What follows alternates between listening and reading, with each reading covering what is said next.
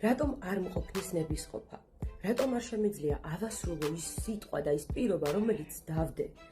რატომ არ შემიძლია უბრალოდ ერთ წამში შევცვალო ჩემი სურვილები და ქცევები? ბოლოს და ბოლოს საკუთარ თავს ხომ მე ვმართავ არა? No, you're not. No, you're not. რატომ მაცხოვრება ასეთი რთული? ამ კითხვებზე პასუხი შენს ტვინშია. კი, სწორად გაიგე, შენს ტვინში. იცი რატომ? იმიტომ რომ შენი ტვინი, შენი ნომერ პირველი მტერია.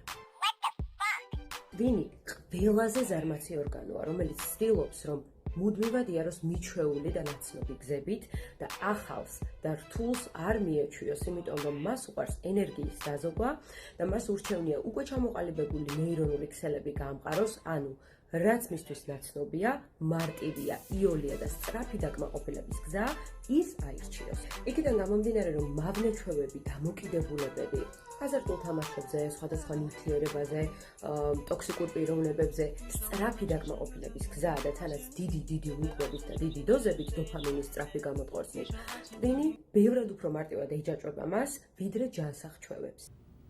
No, God, please, no! No! No! No! რა უნდა გააკეთო? როგორ მოსაწყენადაც არ უნდა ჟღერდეს ეს და ბანალურად უნდა გაიაზრო, რომ ჩვენი ნებისყოფა ეს არის არამატერიალური რესურსი, რომელიც დგას მატერიალურ ბიოლოგიურ რესურსზე და შესაბამისად უნდა შეიმუშაო რეჟიმი და გეგმა. Sorry.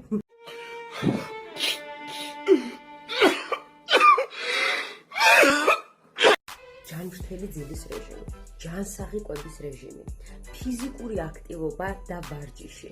ანუ ის, რომ სახლში მოძრაობ, სახლის საქმეებს აკეთებ, რეალურად არ არის საკმარისი, საჭიროა სხვაგვარი სპეციალური ვარჯიში, ხო? და ასევე დასვენება და ტვინისთვის დასვენება შეიძლება იყოს ერთი საქმიდან მეორე საქმეზე გადანაცვლება. მაგალითად, კითხვა ეს არის ძალიან მაგარი ვარჯიში ტვინისთვის.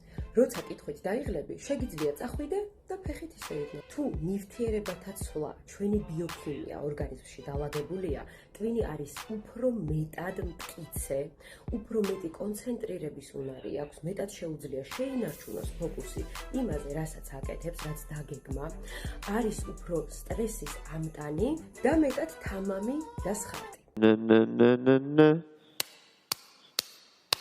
დაღლილობისას ან სტრესისას ადამიანის ანალიტიკური და ლოგიკური უნარები თითქმის ნახევრდება. ანუ ჩათვალეთ, რომ გარკვეული სიმთვრალის მდგომარეობაში იმყოფებით და ასე რა გადაწყვეტილებებს მიიღებთ და როგორ წაიყვანთ თქვენს ცხოვრებას, გასაგებია, ხო? ხოლო ქრონიკული სტრესისას ეს უნარები შეიძლება არა 50%-ით შემცირდეს, არამედ საერთოდ 2%-მდე დავიდეს.